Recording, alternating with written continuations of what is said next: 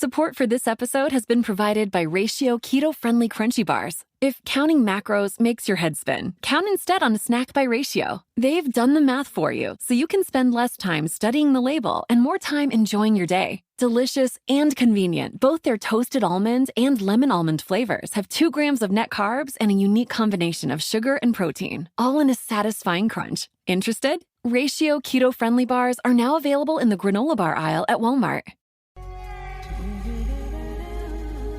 The Cricket Badger Podcast IPL Daily, in association with Moonrise Cricket. Indian Premier League 2020, 13th edition. Every day, every game, every spill, every thrill, every triumph. All the way to the IPL trophy.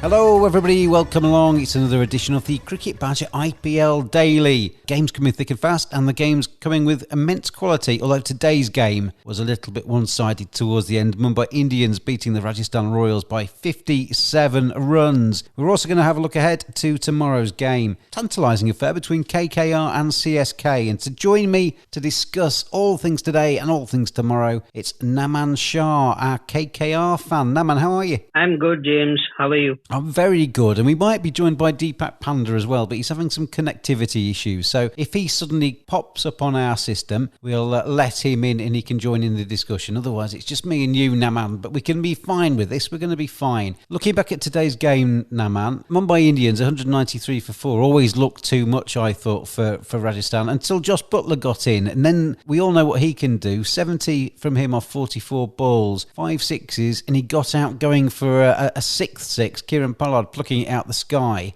That seemed to me to be the moment where Rajasthan's hopes fell by the wayside. Pretty much, James. He alone was going on, and it was just time because even Bumrah had 2 overs, so he had to go for Pattinson, and 2 overs were left for 2 other bowlers, maybe one from Pollard and one from Krunal. But he had to go for it because he had not much time, and he had to target because the run rate was close to 15-16 runs per over.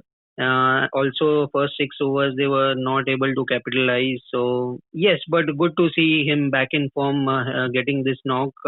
So before Ben Stokes jumps in the tournament, so it's good for him. Happy for him. It's going to be important, isn't it, when Ben Stokes comes back in? Assuming Ben Stokes hits the ground running and is in some kind of form, because he's not played cricket for a while now. But Tom Curran has been quite expensive for Rajasthan. They just need a fresh bit of blood in there, don't they? Because they're just losing their way a little bit. 3 defeats on the bounce now. Yes, they are suffering in the death overs just like RCB. But as I had mentioned, if you remember in the earlier podcast, we are seeing at the completely different Steven Smith. I have never seen him playing such shots, going too unorthodox, playing too innovative. I guess he's going too hard. He just need to play his normal cricket where he is good at. He just need to come at number 4 and just guide other players. If he stays around for 10 to 12 overs, the game is theirs. He just need to stay there. I think he's just trying too hard, and still I feel they are in Sharjah mode. They are not able to capitalize. They are not able to figure out how to bat on such wickets. And to be honest, this was not a 190 wicket. They bowled too many full tosses, and I guess Smith missed the trick of opening with Jofra Archer. He made him wait till the last overs, but he should have bowled in the first 4 overs. He should have bowled two overs at least, because 12 for 2 or 12 for 3, maybe Mumbai Indians was on the back foot there and then.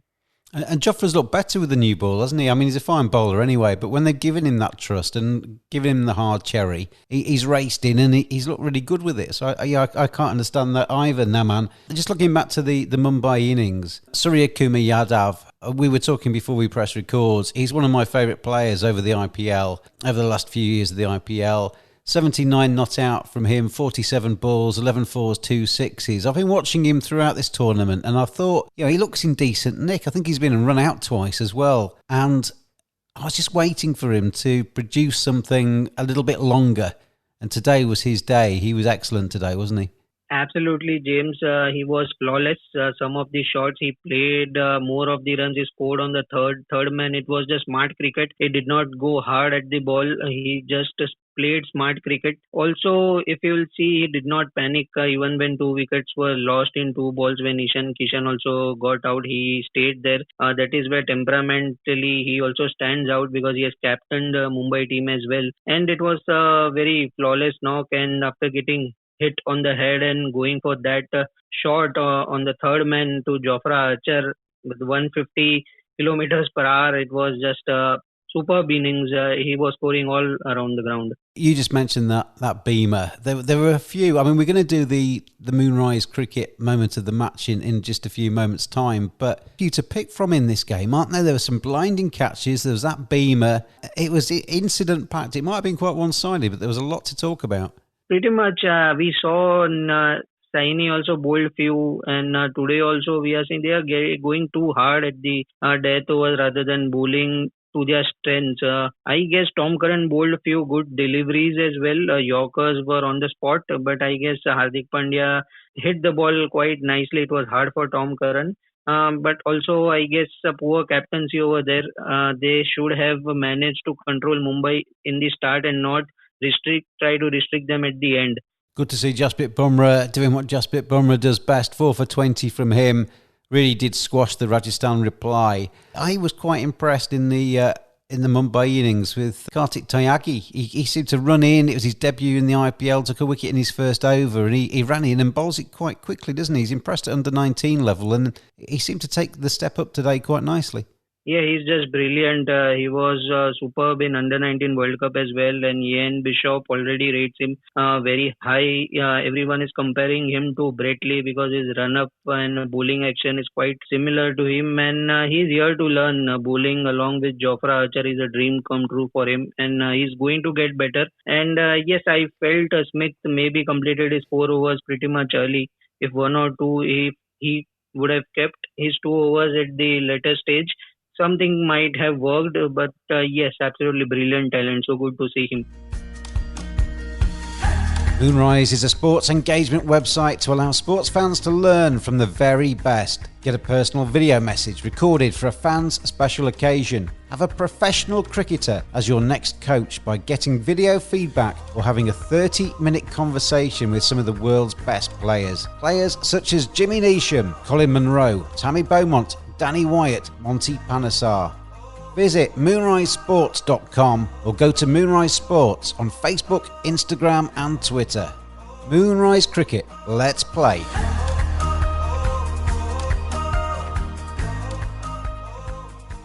Well, Surya Kumar Yadav, the aforementioned, is the man of the match today, but let's pick our Moonrise moment of the match, Naman.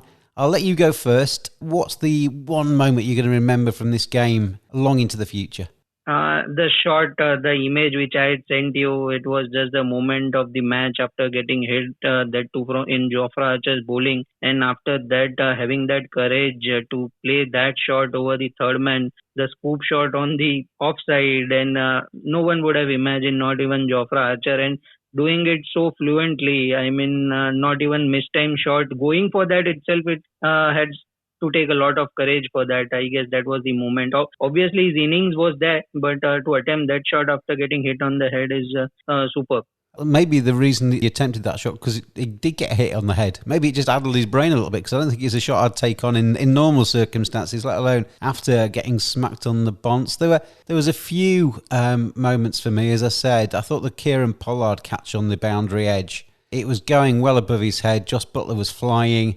You wouldn't have put it past Josh Buttler if that had cleared Kieran Pollard to carry on and win the game for Rajasthan Royals. But Polly just stretched his arms up, kind of half caught it. It bounced down his arms and he caught it on his chest at the second attempt. And that was a catch that few people in the world could take. Plenty of shots that Yadav played today as well. The beamer as well, that beamer actually made me cringe, Naman. I was watching it on the television and I think I tweeted, what was it?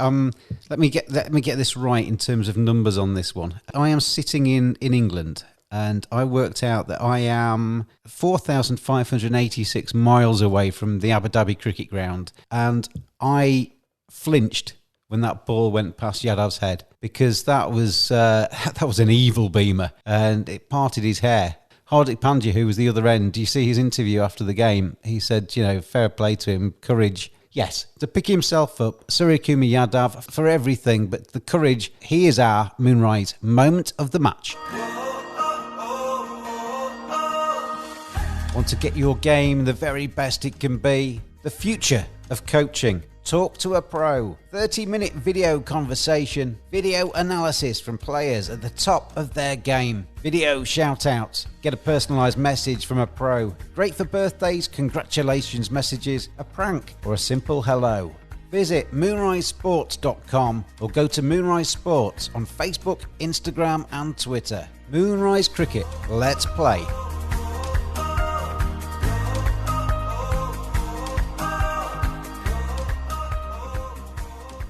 Let's have a look ahead, Naman Shah. Your team, KKR, are in action tomorrorow, taking on CSK. I wonder what CSK we're going to see tomorrow, because I'd written them off.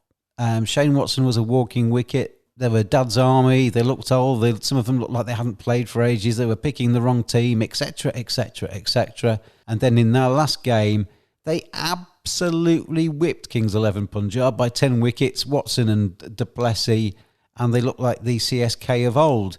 What CSK are we going to see tomorrow, Naman? I guess we'll see the same playing 11, we'll see the same attitude, we'll see the same confidence. This is the thing which needs to be applaudable by Stephen Fleming. He's sticking with his guns. It's not about youngsters or seniors. He's not going by the age of the cricketers because we see only what we are shown and how they play on the wickets, but they also have to see their nets and how they are playing the deliveries, and it's not just about replacing because one or two players are failing.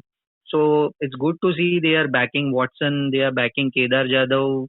Just like Watson was one inning away, we might see Kedar also playing a knock tomorrow. If you will see, yes, Faf will be too much relieved after seeing Watson innings. The pressure of him will be lesser tomorrow. We'll see the same team. I guess a bit in the bowling department, they need to sort it out a bit between the spinners, because Piyush Chawla goes for plenty. Maybe Karan Sharma or someone might get a chance, but I guess no more changes in the playing 11 itself after seeing the last match. My only concern with CSK is that it's just two men that won them that game. Watson and du Plessis played brilliantly and they won that match comfortably by 10 wickets, but nobody else batted. And if Watson and du Plessis fall early tomorrow, none of the others have batted for a while, and certainly without any success. If you look at the tournament at the moment with CSK, Faf du Plessis 282 runs at an average of 94. Fantastic. Shane Watson 135 runs at an average of 33.75. But 83 of those came in one innings last game. Before that, he was appalling. And then after that, Dhoni 91, Rayadu 79, Jadeja's 73, Jadav's got 51, Sam Curran 51, etc. Nobody else is putting their hand up and making a match-winning contribution for CSK, and that could be their problem tomorrow, couldn't it? If Watson and du Plessis fail, who's going to actually step up and score the runs, because nobody else is doing? Yes, but I guess you are bang on, and knowing Dhoni, knowing his captaincy, he would be wishing for this to happen, because he want his middle order to get this competition quite early in the tournament rather than just opening top three batsmen scoring and winning for them. He would be hoping for the middle order to get a chance. And also, if you will see KKR, which is the team which I am supporting, is not that confident team which we saw earlier. They are also struggling with their bowling department. They are also going for plenty. I don't see the CSK batsmen struggling a bit too much, because both sides are desperate for a win tomorrow. Not that threatening bowling from the KKR as well. So yes, if CSK fails earlier, top three batsmen fail, especially du Plessis, pressure will be there, but I guess they should be able to manage with their experience. This is where their experience will come forward. I think we've had this conversation before, Naman, but I suggested to you the other day, and I think you agreed, that KKR, they have all of the personnel that they need, but they just can't stick them in the right order. For me, Nareen's not an opener these days. that's past its sell-by date as a plan. Shubman Gill's been fantastic at the top of the order, 152 runs from him, and he's scored a 50, but also looked really good all the way through. Owen Morgan, though, to me, looks like he's coming in at least 2 places too late in the order. We're always asking the question, where does Andre Russell fit into the batting order? And whilst we're asking that question, obviously we haven't got an answer for it because nobody's really settled on the right formula for Andre Russell. So it's a difficulty, isn't it, for KKR to try and get everybody in the right place, because Dinesh Karthik, for me, doesn't look in very good form. If it was me picking this KKR side, Naman, I would swap Owen Morgan and Dinesh Karthik in the order and possibly bring Andre... I mean, I know Andre Russell was promoted to 4 last time, but I'd probably promote him to maybe 4 or 5 as a floater. Owen Morgan at 4 or 5, depending on the match situation. That's the first thing to do, James. You are absolutely right over there. I noticed 2 things which are going wrong for KKR. First is, as you have mentioned, Narayan opening, because a good batsman just like Rahul, Faf du Plessis, Rohit, I have all to work. They have to work for 3 runs to get. They are playing proper cricketing shots. So in Dubai, in Abu Dhabi, it's not easy just to whack the ball so clearly. And I don't know why they are taking so much time to realize this, that they need a proper batsman opening the innings. And also I noticed that after changing the bowling action for Sunil Narayan, he's not getting that rip. He's not getting that too many rotations we used to get earlier. He's not looking that threatening. Yes, he is giving much runs, but he is failing to take wickets up front, for which he was good in the power play overs. I guess after changing the bowling action, is not that threatening. And yes, about Karthik, I guess with Dhoni retired, he is looking after T20 World Cup to get an entry into the India's team. I am getting a feeling that he is a bit of showing desperation. He wants to show his inning. He's coming 1 down in one of the matches. He came in, I guess, 1 down or 2 down, and then he shifted at 5th position. Because in India, he always used to play as a finisher. He was number 6 when Dhoni was not there. If you will remember, in Sri Lanka, he won the match against Bangladesh. He was the best finisher after Dhoni in T20 especially. So I guess you are bang on. You are absolutely right. Morgan needs to come up. Narayan should also stop opening. They need a proper opening batsman, and Karthik should play to his strength.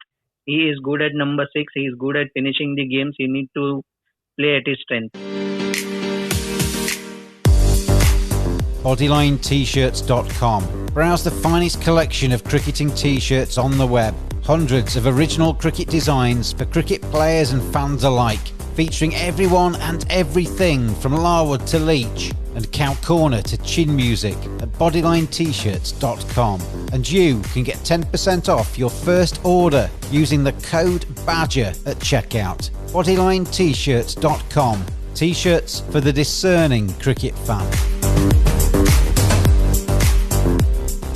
Sunil Narine, is he worth the place in the side at the moment on the form that he's expressing? Because as a pinch hitter, his strike rate is 87, and that's not pinch hitting in my book. That's pretty pedestrian in modern day T20. As you say, his bowling isn't really pulling up too many trees either, is it, in this tournament? You look down the other potential overseas players in the KKR lineup. You've got Lockie Ferguson in there. You've got Chris Green, who's a replacement spinner.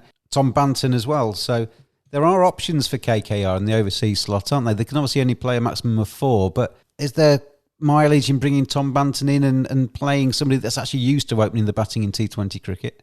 I guess they have already tried and tested Rahul Tripathi, who is an opener himself in the last match, and he did it well.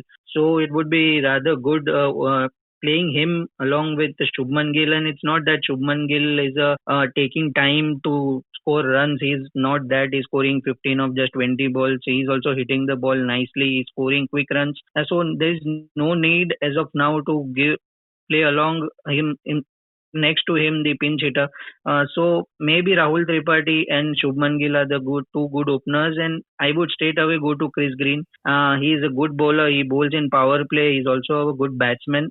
He can score quick runs as well, and he is more of like Washington Sundar, which is doing good for RCB. So also he could be a trickster, which KKR needs right now because they do not have an off spinner. They have Rana, but they have not yet utilized him. But I guess Chris Green could be a game changer, could be a trickster. He should be playing tomorrow.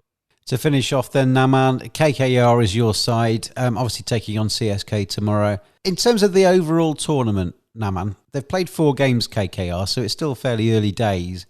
How happy are you with the way they are going at the moment? Are you still comfortable that they'll get through and make the playoffs, or are you more concerned than that? They are capable of doing much better, not yet happy with their performance. I guess Nitish Rana is as good as Surya Kumar Yadav, what we saw today. He is a player who can play till 15-20 overs. It's not just coming and whacking every ball. He's a good player. We have still not seen him at his best. Also, they are not yet sure about what role Andre Russell is playing right now. Sometimes they are sending him in the 8th over. Sometimes they are sending him in the 12th over, and this is not adding to confidence of Russell. So they just need to come up with a game plan and just not decide abruptly like you go and bet or maybe send Morgan. They need to be ready with the plan. And yes, absolutely, they are not playing their A game right now.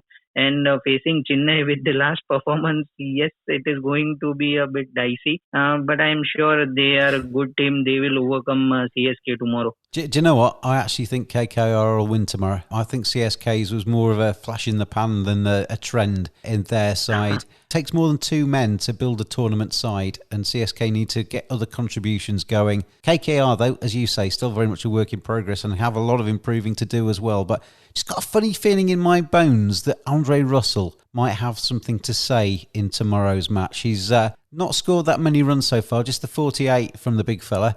I think there is a big innings just around the corner in Dre Russ, and it could easily be tomorrow. Naman Shah, enjoy the game tomorrow. Thank you for joining me. Thank you so much, James. Whoever you're supporting in IPL 2020, get behind your side. It's a terrific tournament. I'm thoroughly enjoying it. Really enjoying bringing you these IPL Daily Podcasts. Hopefully you're enjoying listening to them enough for you to join us again tomorrow. See you then. Thanks, Naman. Thank you for doing that. Thank you so much, James. Okay. Thank you. Talk to you soon. Bye. See you soon. Yes, thank you. Take care.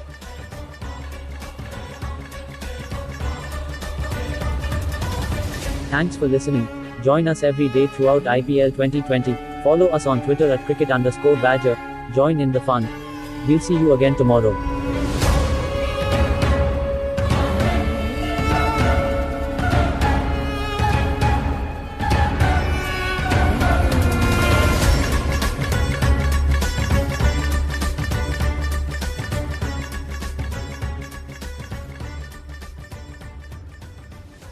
The in-dash OLED display in the Cadillac Escalade has 38 total diagonal inches of color display. So why do we give it a curve too? I guess you could say we like to bend the rules. The 2021 Cadillac Escalade. Never stop arriving.